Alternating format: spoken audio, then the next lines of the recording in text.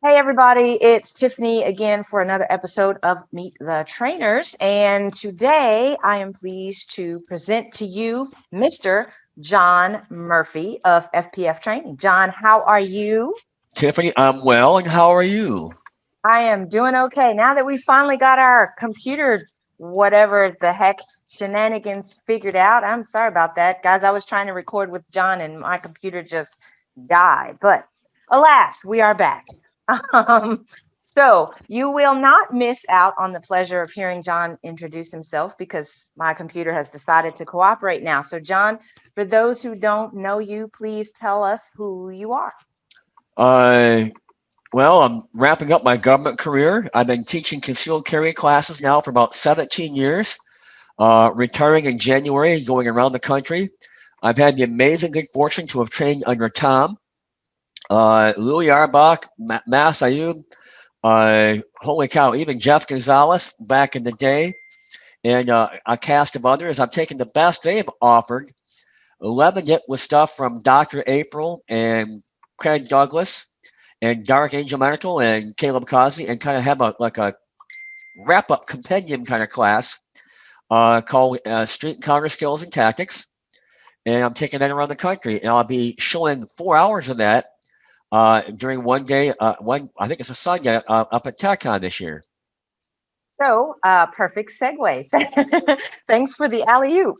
So, we'll start with Street Encounter Skills, which, folks, if you want to attend John Murphy's live fire block, that is Sunday AM full. So, that's running the full first 4 hours before lunch on Sunday.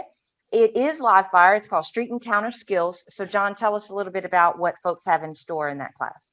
Well, we're going to talk about the realities of interpersonal violence and the proximity in which it will take place with us and the speed with which we must cycle through the observation, orientation, decision, and action loop and arrive at an appropriate solution for that situation. I'm working now on a piece where observation and orientation, the sum of those two, yields recognition, which will then prompt our decision and our action. And we have to have pre-assembled skill sets. And to borrow from the junior part of William, pre-decisions of what we will do when under certain circumstances and what kind of response that would entail. Now, our responses for this forward block will be we'll talk a lot, we're going to move our feet, we'll move our mouths, and we will shoot a bit. Normally, I would integrate medical and pepper spray into the program as well. We don't have time for that. Plus, take the full class, people. And then uh, also some post-incident law enforcement interaction. So I'm going to walk people through the pre-incident, the incident, and the post-incident in a short 4-hour format. I think they're going to find some of the visual cueing I use to trigger responses will be novel, novel stimulus, as it were. And we will shoot. We will both rehearse the skills and then put them all together into pre-assembled packages. It'd be kind of cool. It is cool. I can vouch for that, guys. I have seen parts of John's content, both when he first developed it and more recently since he has been revamping things. So I'm really excited for him to bring this block to TacCon. And I will say, from personal experience training with John, if you are used to only shooting when you hear a beep or when you hear a whistle or when you hear somebody say fire or up, you should expose yourselves to other stimuli, because if you ever, goodness forbid, if you ever need to produce that firearm in the wild, so to speak, nobody's going to blow a whistle. So John is going to help you make sure that you're ready to recognize when the flag's about to fly. But if you're interested in joining John for his classroom block, John, you've got electric series too, right? And so I think this is your first time presenting this material at TacCon. On Friday afternoon at 3 o'clock.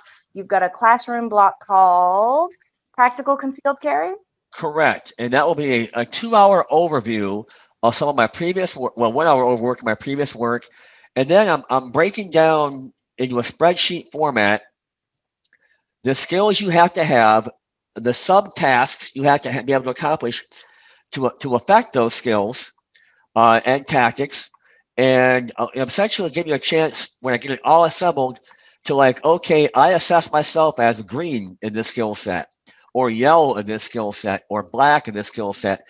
And I'll assign a numerical value so you'll be able to quantify where you are in having assembled your strategy, your plans, your tactics. You'll have a visual image of where the holes are, as it were. Uh, Now, keep in mind, this is one man's opinion, and I have a relatively good authority that other people have other approaches to this thing. I know, it's crazy. I can't believe it myself, and yet it's out there. It's out there. Uh, so I'm putting that together. I'm not sure what the end state giveaway will be yet for the students, but I guarantee you a good time.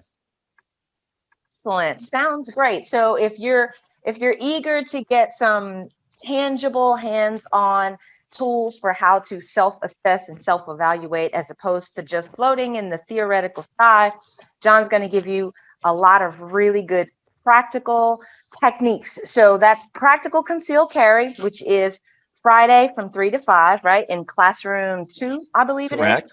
And then we have Street Encounter Skills, which is live fire in Action Pistol Bay 2 on Sunday from 8 to noon. Does that sound about right, That's sir? correct as well.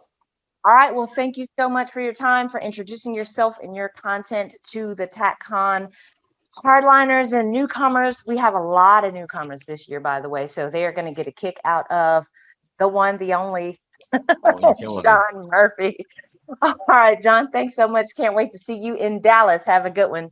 Likewise, Tiff. You too, buddy.